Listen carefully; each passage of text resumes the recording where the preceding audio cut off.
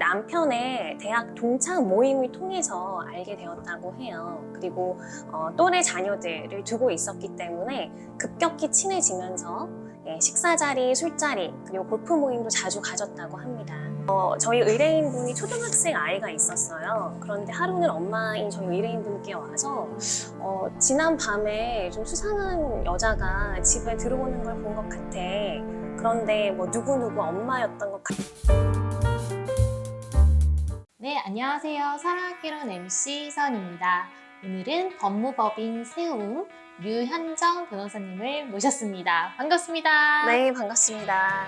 네, 자기소개 부탁드릴게요. 네, 안녕하세요. 저는 류현정 변호사입니다. 저는 가치 있는 이혼이라는 채널을 운영하고 있고요. 또한 법무법인 세움의 대표 변호사입니다. 이렇게 초대해 주셔서 정말 감사합니다.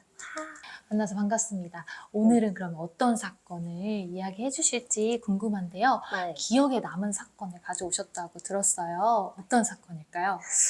제가 이혼 사건 등 가사 사건을 주로 진행을 한 지 벌써 10년 정도가 되었는데요. 가장 기억에 남는 사건 3가지를 가지고 왔습니다.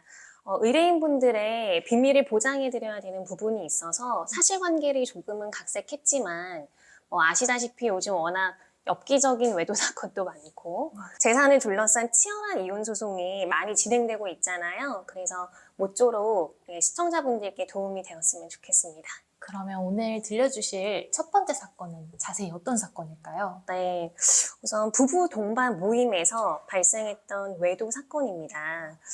두 부부가요, 그 남편의 대학 동창 모임을 통해서 알게 되었다고 해요. 그리고 또래 자녀들을 두고 있었기 때문에 급격히 친해지면서 식사 자리, 술자리, 그리고 골프 모임도 자주 가졌다고 합니다. 네, 그런데 충격적인 일이 발생하게 되었습니다. 다른 변호사님과도 이제 사례를 들어봤는데 네네. 부부 모임이 위험한 것 같아요. 그렇죠. 네, 동호회도 위험하고 부부 모임도 위험한 것 같습니다. 아, 네. 혹시 그러면 충격적인 일이라고 하셨는데 어떤 일일까요? 일단 그 두 동창이죠. 남편들이 하는 일이 비슷했다고 해요. 그리고 아이들도 말씀드렸다시피 또래였기 때문에 급격히 친해졌는데요. 그래서 아파트도 심지어는 가까운 곳으로 구했다고 합니다. 네, 그렇게 모임을 이어가던 중에 정말 충격적인 증거를 보고 저희 의뢰인분께서 내방해 주셨습니다. 바로 그 본인 남편이 동창인 친구의 와이프와 바람이 난 거예요. 기간이 어느 정도? 기간은 정말 놀랍게도 대략 한 6개월 정도. 외도 기간이 꽤 길었었고요. 하지만 모임이 이미 수년간 이어졌던 터라, 사실 외도 기간이 6개월 정도면 저희가 실무에서 접하는 사례 치고로 좀 긴 편이에요.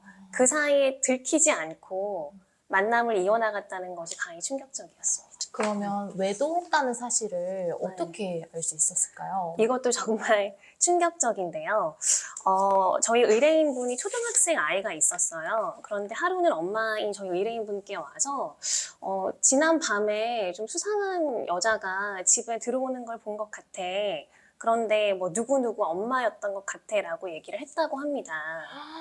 네, 그래서 좀 믿기가 좀 사실 어려웠죠. 본인도 같이 있었던 공간인데, 하지만 수년간 저희 의뢰인분은 배우자와 각방을 사용하던 상황이었어요. 네네. 그래서 아무래도 좀 이상해서 그 남편의 아이폰 워치를 봤는데 마침 상간녀가 굉장히 다정하게 애칭을 사용하면서 남편에게 보낸 메시지를 발견하게 되었다고 합니다. 네. 아니 근데 상식적으로 이해가 안 되는 게 그러면 아내도 네. 있고 다른 방에 있고 그렇죠. 아이들도 네. 있는 방에 그 상간녀가 들어왔다는. 맞습니다. 하지만 새벽이었기 때문에 네. 나중에 저희가 확보한 CCTV 영상을 확인해 보니 벨을 누르거나 하진 않았고요. 서로 이제 연락을 취한 후에 들어왔기 때문에 남편이 안에서 문을 열어줬었고 그 장면을 우연히 그 자녀분이 목격을 한 것이죠. 좀 다행이라면 다행이었던 것 같아요. 네. 그러면 증거도 나왔을까요? 네. 그래서 일단 그 아이의 진술이 있었지만 저희 그 의뢰인분께서 아이가 말한 그 사실이 정말 맞는지를 확인하기 위해서 아파트 공동 출입문 내지는 저희 현관 CCTV를 확보해야겠다라고 생각을 하셔서 저희 회사에 내방을 해주셨어요. 그래서 증거보전 신청이라는 그 저희 보전처분 신청 사건을 통해서 저희가 빠르게 확보를 했고 확인한 결과 네, 자녀의 말이 사실이었던 것으로 밝혀졌습니다. 네. 사실이 아니었어야 됐는데. 네, 사실이었기도 하거니와 너무 대담한 그 둘의 그러니까요. 행동이 정말 많이 충격적이었고 관계를 생각하면 정말 배신감이 많이 드는 상황이었죠. 그럼 이후 아내가 이제 네. 변호사님을 찾아가요. 네.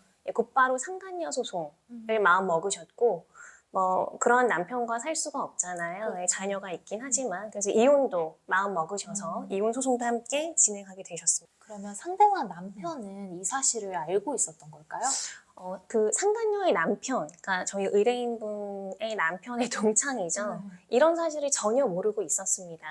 예, 그래서 그 저희 의뢰인분이 이런 사실을 알려야겠다 해서 그 본인과도 지인 관계였잖아요. 네. 상간녀의 남편에게 이러한 사실을 알렸다고 합니다.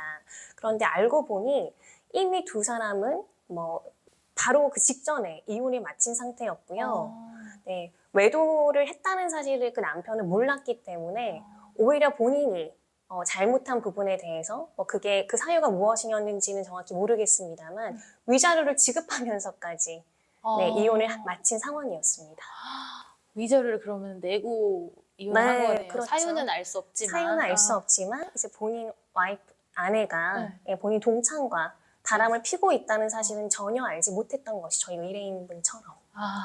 그러면 위자료는 어느 정도 측정됐을까요? 네, 이 사건에서는 위자료는 2,500만 원이 인정됐습니다. 네, 우리나라가 정말 극심한 외도 사건, 내지는 그 유책 배우자에 대해서도 인정하는 위자료의 최대 액수가 보통은 3천만 원 정도인 점을 감안하면 지금까지 말씀드린 이 외도의 행태 자체가 굉장히 이제 비도덕적이기도 하거니와 그렇죠. 당사자들의 관계로 인해서 불법성이 비교적 뚜렷하다라고 재판부에서도 판단을 한 결과 비교적 높은 액수의 위자료가 책정된 것으로 생각합니다. 그럼 위자료를 측정할 때 네. 그 외도 기간도 이제 같이 들어가서 반영하여서 이제 측정이 되는 걸까요? 네, 저희가 위자료 액수를 판단한 그 판시 내용을 보면 정말 여러 가지 사정을 참작해서 정신적인 손해의 정도를 판단한다라는 그런 표현이 들어가 있는데요. 이때 얘기하는 여러 가지 사정이라고 함은 혼인 기간도 감안을 하고요.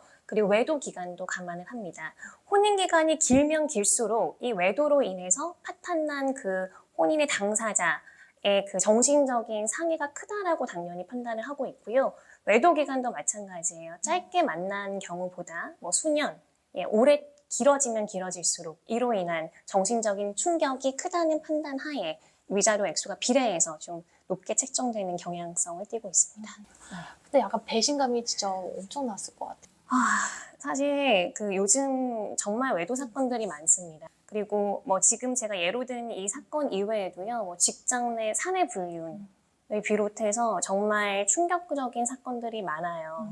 네, 배신감이야. 정말 저의 의뢰인분이시지만 제가 정말 함부로 말씀을 드리기 어려울 정도로 정말 감정적으로 너무 고통을 받으실 수밖에 없는 그런 스토리들이 정말 많긴 합니다. 네. 오늘은 류현정 변호사님과 함께 부부 모임 외도 사건에 대해서 알아보았습니다.